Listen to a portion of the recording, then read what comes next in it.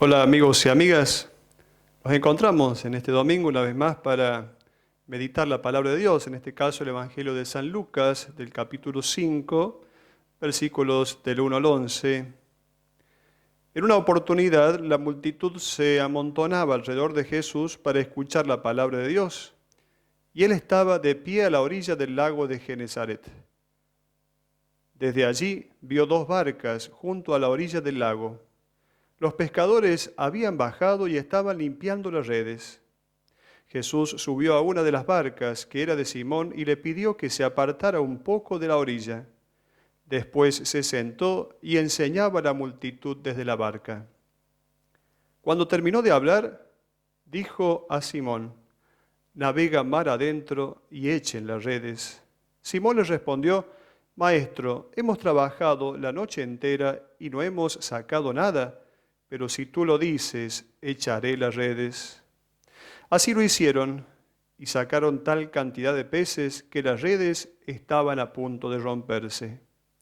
Entonces hicieron señas a los compañeros de la otra barca para que fueran a ayudarlos. Ellos acudieron y llenaron tanto las dos barcas que casi se hundían. Al ver esto, Simón Pedro se echó a los pies de Jesús y le dijo: «Aléjate de mí, Señor, porque soy un pecador». El temor se había apoderado de él y de los que lo acompañaban por la cantidad de peces que habían recogido. Y lo mismo les pasaba a Santiago y a Juan, hijos de Zebedeo, compañeros de Simón. Pero Jesús dijo a Simón: «No temas, de ahora en adelante serás pescador de hombres». Ellos atracaron las barcas a la orilla y abandonándolo todo, lo siguieron. En este texto podemos ver, en primer lugar, experiencias nuestras de pesca. A veces en nuestro medio nosotros no estamos en un medio de pesca geográficamente, no tenemos lugares de pesca. A veces nuestros muchachos, gente que va a pescar, hombres de la comunidad que van a pescar, que van a algún río cercano, a algún lugar cercano, de pronto es para, bueno, pasar un hermoso momento, un lindo momento de recreación, unos días de descanso. De pronto no es el pescado lo que van a comer, sino que en todo caso se comen un buen asado. El relato del Evangelio de hoy no es mentira, no es un relato mentiroso, no, para nada. A veces se dice que los pescadores son un tanto mentirosos cuando hacen sus relatos acerca de el grande pescado que han sacado, y entonces se cuenta que en alguna ocasión unos hombres se juntaban para hacer el relato de lo que habían sacado en la pesca, y entonces había uno que era bastante mentiroso, y entonces ni le daban los brazos para decir lo grande que había sido el pescado que había sacado. Y la próxima vez que se juntaron, le ataron las manos para que no dijera que su pescado era tan grande. Cuando le tocó el turno a él para describir el tamaño del pescado, con las manos atadas dijo: «He sacado un pescado que tenía un ojo grande así». Pareciera que entre los pescadores siempre hay un poco de mentira. Este relato es siempre palabra de Dios y por lo tanto nos quiere decir una gran verdad. Más allá de la historicidad de algunos detalles, la gran verdad que nos dice este relato es que Jesús convoca a sus discípulos, nos convoca a nosotros para ser pescadores de hombres. Es lo que le va a decir a Pedro en el Evangelio que hemos escuchado. ¿Dónde estaban pescando? ¿Dónde suceden estos acontecimientos? Estaban en el mar de Galilea, o lago de Tiberíades. Este mar de Galilea tiene 21 kilómetros de longitud norte-sur y 13 kilómetros de longitud este-oeste, con una profundidad máxima de 48 metros y una altura de 212 metros bajo el nivel del mar. Este es el mar de Galilea. Para quienes somos de esta zona, absolutamente incomparable, por ejemplo, con la Mar Chiquita. El Mar de Galilea finalmente tiene 166 kilómetros cuadrados, cuando la Mar Chiquita tiene alrededor de 2.000 kilómetros cuadrados. Bueno, aquí suceden los acontecimientos en este lugar. Jesús se encuentra con hombres que están trabajando. Jesús se encuentra en su situación de trabajo. No es que estos eran unos pescadores deportivos, no, eran hombres que se dedicaban a la pesca. Pedro y sus compañeros se dedicaban a la pesca, Pedro, Andrés, Santiago, Juan. Bueno, habían trabajado toda la noche, no habían pescado nada, los encuentra en su trabajo, ahí limpiando las redes, cosa un tanto trabajosa, porque las redes cuando son echadas al agua, luego recogen de todo, no solo peces, y entonces había que hacer el trabajo fatigoso, trabajo de limpiar luego las redes. En esto los encuentra Jesús a estos que van a ser luego sus discípulos. Jesús primero habla a la muchedumbre desde la costa del mar de Galilea, desde la playa podríamos decir, y luego va al encuentro de ellos. ¿Y qué hace Jesús? Sube a una de las barcas, sube a la barca de Pedro. Jesús entró en una de las barcas. ¿Qué quiere decir que entró en una de las barcas, que entró en la barca de Pedro? Quiere decir que Jesús y su evangelio entra en la vida de estos hombres. Y entonces, frente a esto, tendremos que preguntarnos si también nosotros dejamos entrar el evangelio de Jesús. Dejamos entrar a Jesús con su evangelio, con su palabra, para que entonces Él le dé un nuevo sentido a nuestra vida. En realidad no es que Jesús simplemente subió, no es un detalle trivial, sino que es algo fundamental. Jesús, cuando entra a la barca, quiere decir Jesús entra a la vida de ellos. Y a veces tendremos que preguntarnos si dejamos que Jesús entre a nuestra vida o solamente a algunas áreas de nuestra vida, algunas dimensiones de nuestra vida. Dejamos que Jesús entre a nuestra vida completa o en algunas ocasiones decimos, Señor, aquí no entres, por favor, aquí yo soy el que manda en esta área de mi vida, no quiero que tú entres. Bueno, Jesús sube a una de las barcas y se sienta. Sabemos que en el Evangelio cuando Jesús está sentado significa que Jesús enseña. Estar sentado significa una actitud del que enseña con autoridad, el que está en una cátedra sentado enseñando con autoridad.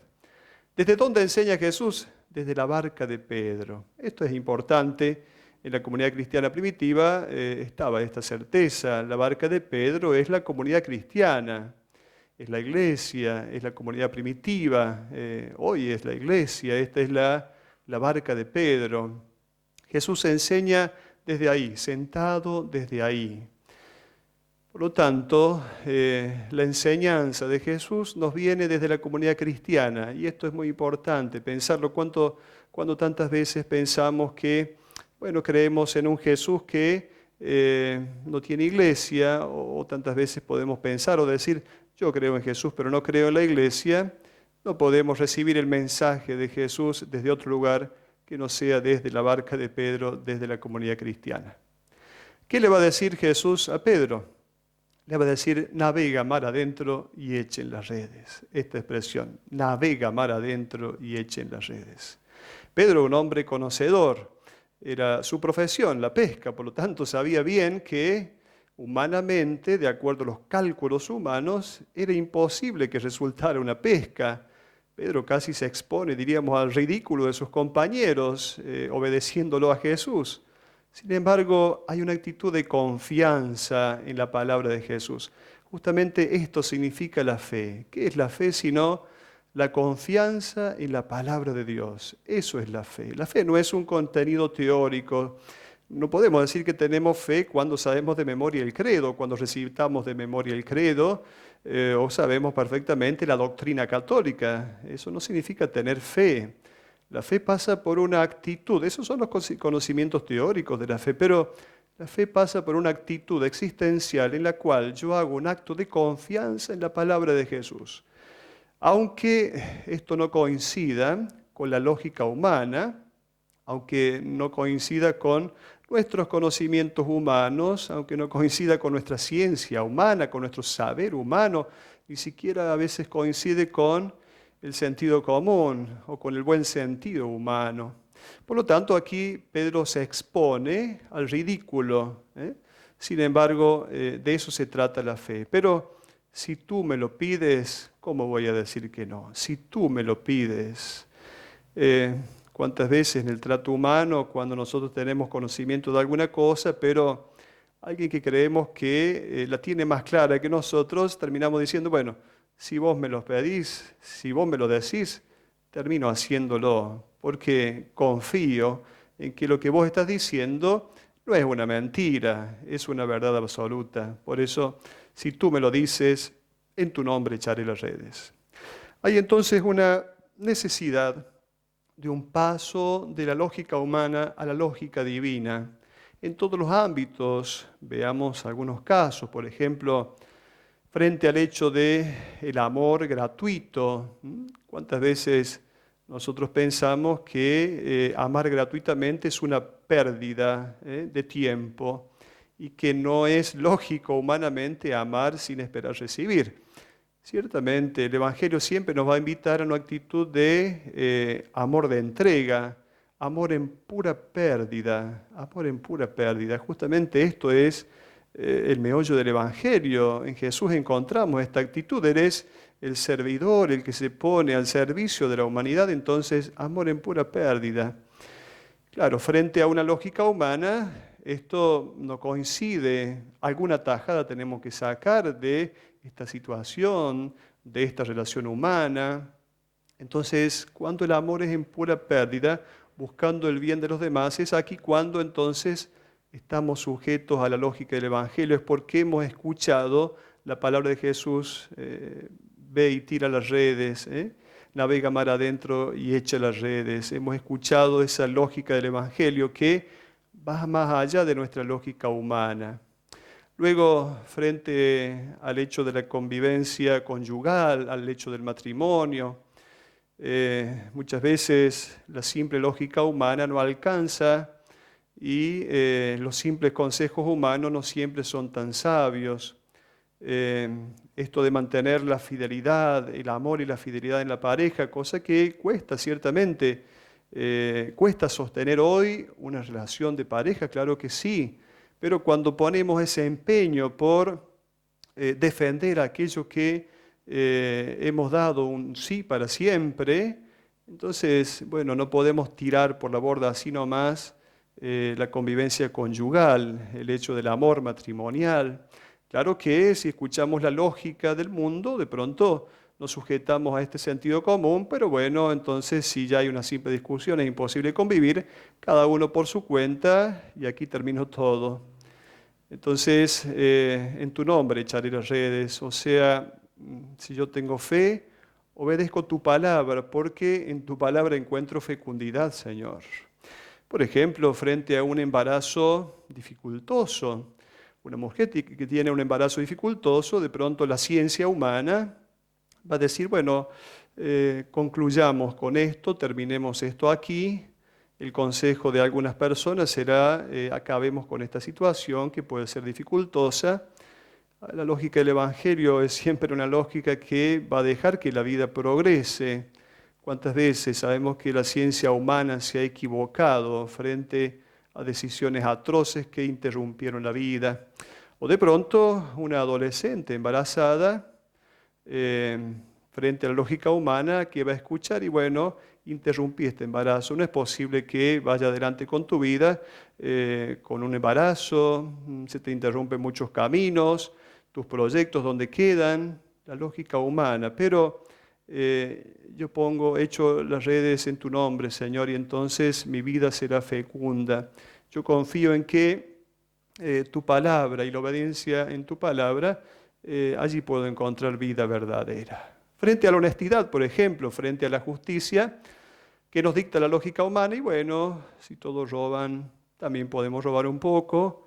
Frente a la lógica humana, la honestidad no vale, pareciera que esta viveza argentina, esta viveza cordobesa nos gana el corazón y entonces, bueno, pareciera que se institucionaliza la posibilidad de robar casi lícitamente. Bien, si nosotros echamos las redes en nombre de Jesús, entonces nos vamos a regir por otra lógica que es la lógica del Evangelio. Frente al hecho de la sexualidad vivida por adolescentes y jóvenes, pareciera que el buen sentido humano sea simplemente, bien, vamos a aconsejar a los jóvenes de qué manera tienen que cuidarse, cuáles son los anticonceptivos más eficientes, más eficaces, y simplemente eso y ya está todo. Cuando en realidad, si escuchamos la lógica del Evangelio, entendemos que la sexualidad en el ser humano es otra cosa. Entendemos que el ser humano es sexuado y la relación sexual de un hombre y de una mujer, por más que sean adolescentes, jóvenes, a veces casi niños, esta relación sexual es expresión de un amor verdadero y por lo tanto de un compromiso verdadero. ¿Cierto? Entonces que tenemos que escuchar otra lógica, escuchar la lógica del Evangelio, echar las redes en el nombre de Jesús. El Evangelio dice que sacaron muchos peces. Cuando Pedro y sus compañeros tiran las redes en nombre de Jesús, obedeciendo a Jesús, entonces sacaron muchos peces. Porque evidentemente la obediencia y la fecundidad van de la mano. Cuando hay una obediencia a la palabra de Jesús, entonces la vida del creyente se hace fecunda. No es una vida exitosa, sino que es una vida fecunda. La Madre Teresa de Calcuta dice, Dios no me ha llamado para ser exitosa, para tener éxito, sino para ser fecundo. Y esa fecundidad muchas veces pasa por la entrega silenciosa, por el descubrimiento de lo que Dios me pide en este momento, pero no para refregar mis buenas obras a los demás. Esa es la fecundidad que vive un discípulo de Jesús. Jesús va a decir a Pedro, tú serás pescador de hombres, tú serás pescador de hombres. Pedro, que tiene esta actitud de descubrirse pecador él que es pecador, también es pescador de hombres. Claro que frente a la grandeza del ministerio que Jesús nos pide, tenemos cierto temor. No pensemos que tenemos que ser perfectos para el servicio del reino de Dios. A veces cuando uno invita en la vida parroquial, en la vida pastoral, invita a algunas personas en la colaboración de la construcción del reino de Dios, en la tarea evangelizadora, en el apostolado. A veces hay personas que dicen, no, porque yo tengo tal defecto, porque de pronto no tengo tiempo, porque tal cosa, tal otra. No podemos pensar que tenemos que esperar ser perfectos para finalmente luego servir en el reino de Dios. El servicio, el apostolado, la actividad apostólica, el servicio de la comunidad, nos va haciendo también a nosotros discípulos de Jesús. No es que primero tenemos que ser totalmente discípulos y luego totalmente apóstoles. En el apostolado vamos de alguna manera amasando ese discipulado que Jesús quiere llevar a cabo en nuestros corazones y en nuestras vidas. Entonces Pedro siente este cierto temor, Aléjate de mí, Señor, porque soy un pecador. No es que Pedro haya tenido un pecado concreto. ¿Cuál era su pecado? Su pecado en todo caso era al principio haber confiado demasiado en su sabiduría, haber confiado en sus conocimientos, pero finalmente Pedro accede al conocimiento de Jesús, al mandato de Jesús. Por eso finalmente echa las redes y va a tener una pesca muy prodigiosa. Entonces le va a decir Jesús, serás pescador de hombres. ¿Qué quiere decir el hecho de la pesca? A veces si pensamos este hecho de la pesca, decimos, si el pez está en el agua y lo sacamos, luego se convierte en el pescado que muere.